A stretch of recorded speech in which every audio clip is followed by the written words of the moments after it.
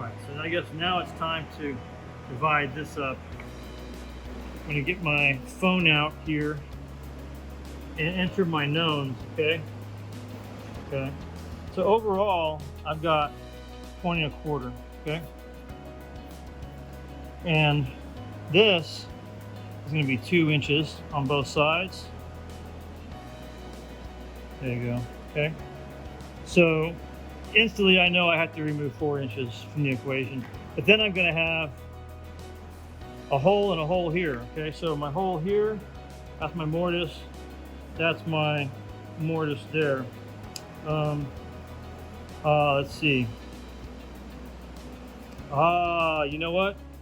There's something else that's easy to forget.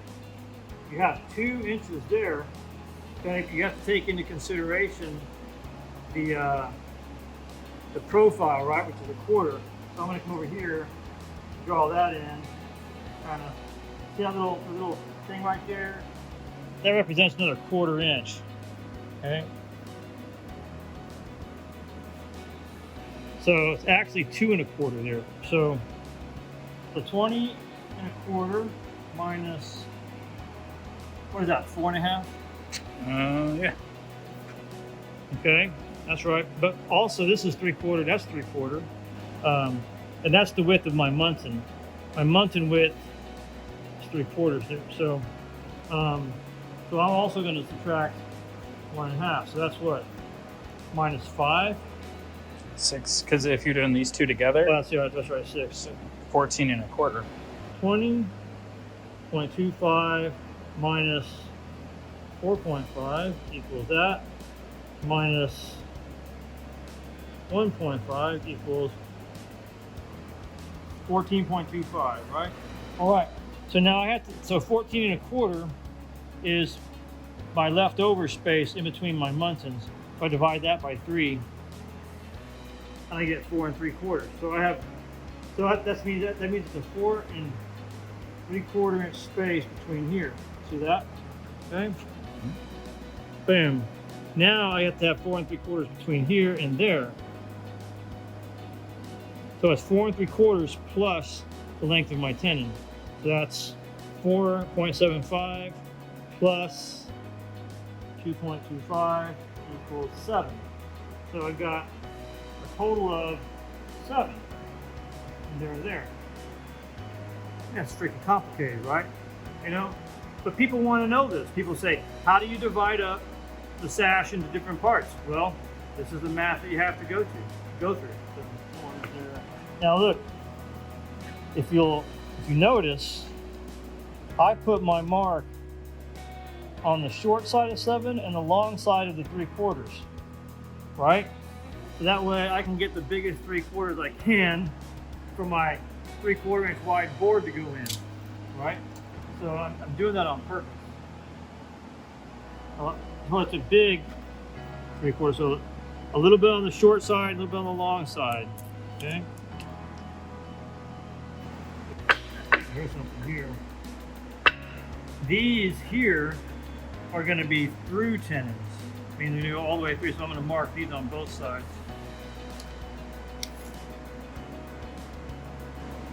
I think one of the micro skills that you develop over the years is the ability to take a dull pencil, somewhat dull, and make the mark in approximately the right place, and then put your square on the board relative to where the marks were, to where your pencil therefore mark in the right spot as well. So something that you can really take for granted, but I just mark over here, like I'm marking a by 7, a short 7 and a long 7 3/4, but just barely. And I did that with a dull pencil.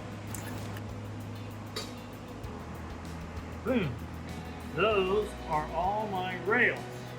Now it's time for the styles. Styles. I guess the way I do this would be considered stylish. Different spelling. And now I'm going to cut these styles. That's these long guys here. I got to make marks where each of these guys go. Okay, and that's not easy. Where do you put them? That one's easy because it's in the middle, right? So.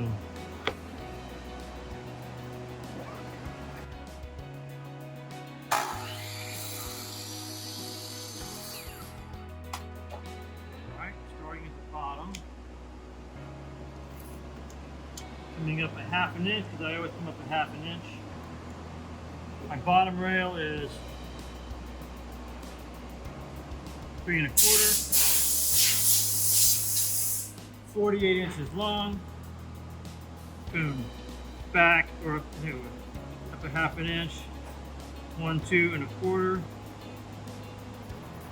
Okay, and that is the basic fundamental layout to start with. Okay, so now I got to figure out where all these other pieces go relative to the marks I just made. So what I got to do is I start with 48, which is my length, right? Minus 3.25, that's my bottom rail. Minus 2.25, that's my top rail. Leaves me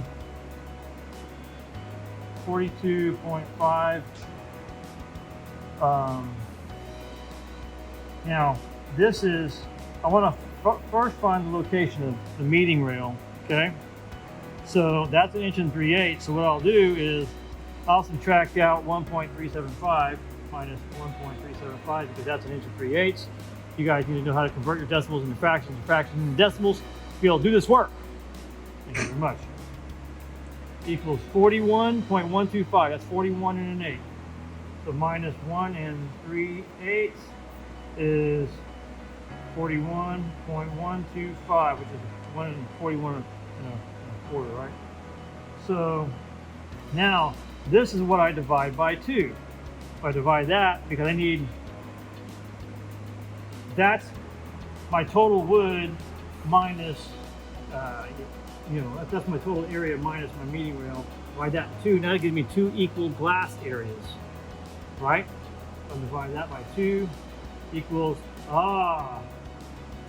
20.5625. Mr. Quillian, what is 20.5625? Oh, that's easy. That is 20 9/16. All right, but if you don't trust me, look at this. Here's how you find the 9/16, right? So you have to isolate the decimal to be able to convert it to a fraction. Okay, that's how you do it on a calculator. Are you listening? Okay, because this is the hardest part for most people.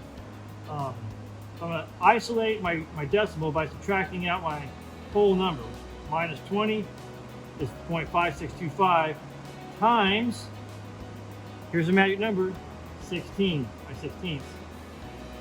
9/16. So 20 9/16. Did you see how I did that? All right, so let's go backwards. All right. So if I want to convert if I want 9/16 into a decimal, what do? I start off with my 9. I divide that by 16 equals, there's my decimal again, plus my 20. That's my number I came up with. Did you guys follow that? Man, that was hard. Anyway, what that tells me is that, okay, so I get 20.5625. I need to locate that. So that's 20.5625 from here to there. You see that? You following it?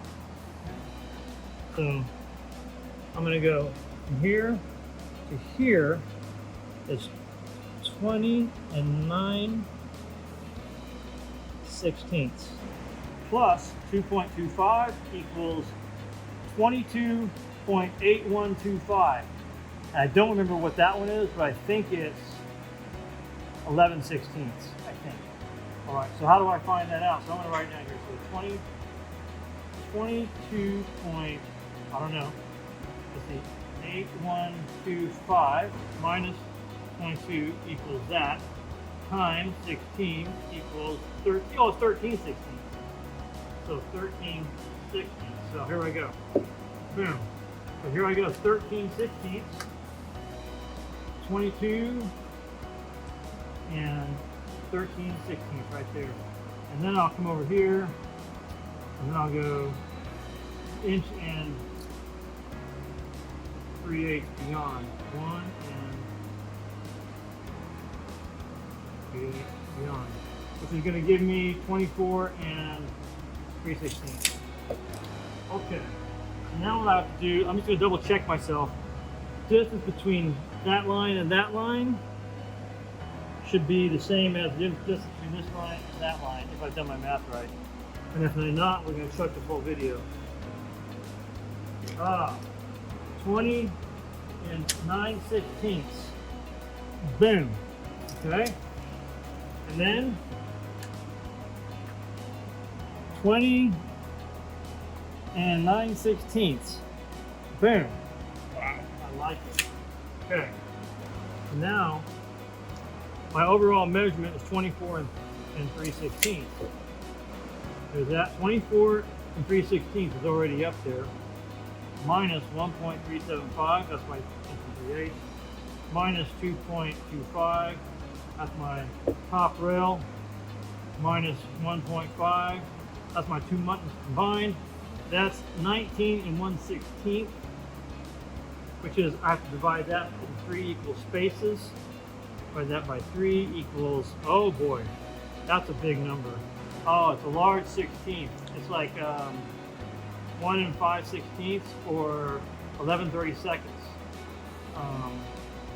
So 6 and 11/32 or so. 6.35416 plus 2.35. That's my thing over there. 8.6. So minus 8 equals that times 16 equals 8 and 9/16 plus. 8 and 9/16 plus 0.75 equals, if I can get this right, I'll use this as my template.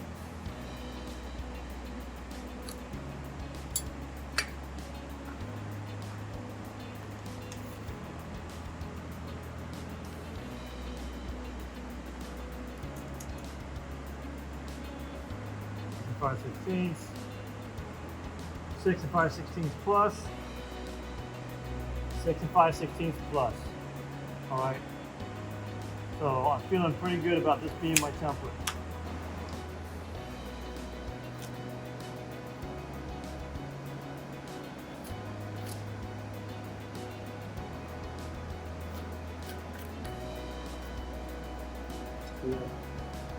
And I'll use this same board throughout so that all my pieces are the same based on one. I don't want to like transfer the marks to this, transfer these marks to that one, those marks to the next one, because then my numbers can be way off by the time I get to the last one. Oh, so that's all of the pieces. Well, almost all of the pieces. But now I've got to cut these guys here.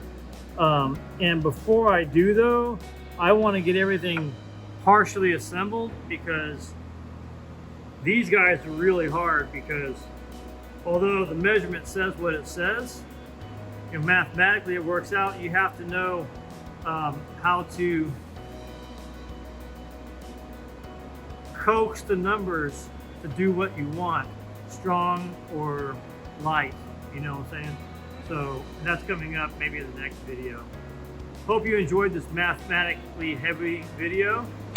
All right, over now, man. That's freaking crazy.